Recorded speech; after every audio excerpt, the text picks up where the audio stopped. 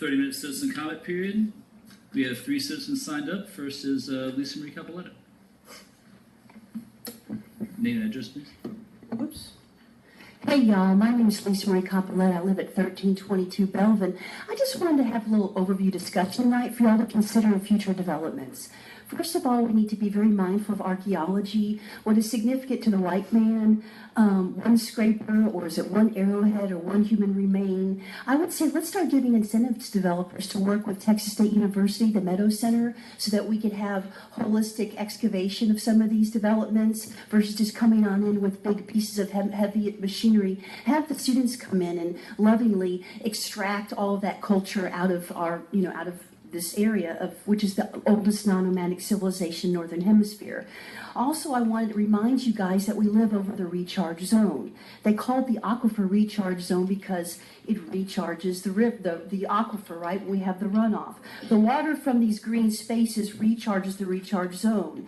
Y'all know San Marcos is running out of water, so are other states. And when we keep building and developing, we're creating need for more water and more water infrastructure. And it also creates more, it taxes the current infrastructure of the water here in our community. And ultimately, it doesn't recharge the recharge zone. Also, I'd like to remind you guys that a lot of construction particulates occur on these construction projects. We had the Ella Lofts where they had lots of that flame retardant going into the creek, right? And then over at Schlotsky's, everybody saw, it looked like Chicago during the winter, but it was actually like styrofoam all over downtown. And the irony is we've banned styrofoam from the river. And that was a direct correlation of a development project.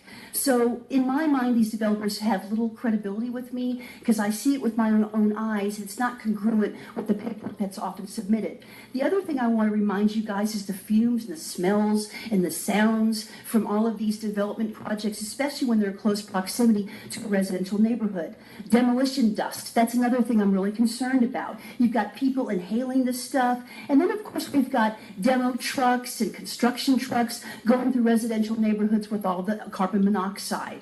Then, of course, when we build in Flash Flood Alley, we see exemplar scenarios like Float Home Capes Camp, right? And so I think it's really hilarious that we have all these developments, but we don't have 2D modeling on the table when it hits the P&Z. Is there something called 3D modeling? If there is, I would suggest that that would be the standard. Finally, I'm very concerned about building in close proximity of caves. I'm worried about sinkholes, especially by Carve's features. And according to the National Geographic in August of 2013, we also introduced sinkholes when we start putting up parking lots and buildings and changing what we call hydraulic regime. This is all within the context of research of Carve's features. Instead, the water naturally soaking into the ground, it creates a runoff being concentrated to the ground at one point.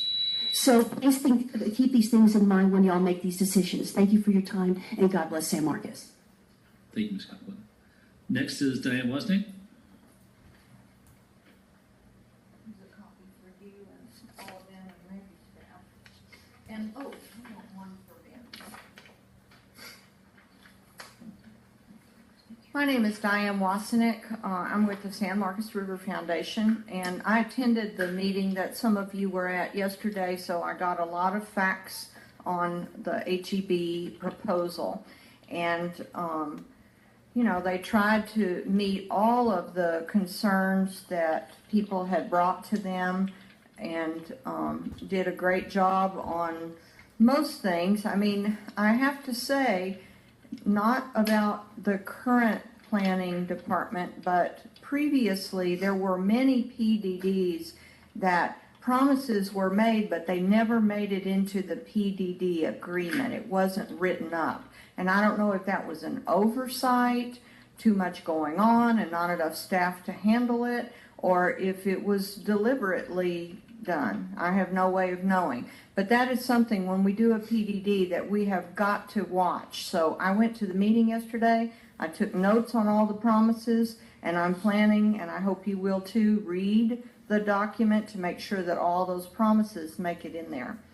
This sheet that I'm giving you is an 18-year-old, either 17 or 18-year-old sheet. So I updated it with the floods that just happened in 2015 so that you would have a more accurate portrayal. And this is not a hallucination on my part. This is stuff from figures from USGS websites, and then I checked with USGS about my ratio concept to compare floods and different drainages, and they said that I was correct in the way that I portrayed this. So what I'm pointing out, the bottom line is that we could have floods here that are twice the one we had in 2015. And that's happened in areas around us. We live in a very unusual place, as I've told you hundreds of times before. We have rainfall events comparable to Bangladesh. And so I took time yesterday or Monday to explain to the HEB folks that they need to raise their building because it is going to flood if it is built just to the standards that are currently proposed. And you need to think about the people downstream when they do raise the building and what that's going to mean. Now, I realize we're talking about a 2D model being implemented, which is great, and staying out of the 100-year floodplain, which is great, and that may be all that you can do in the planning department with the rules that you have to operate under. But I want you all to understand that we are going to have floods. We have already had floods much worse than 100-year floods, and we are going to have twice the flood that we had in 2015 someday when the rainfall happens to hit in that watershed. Thank you.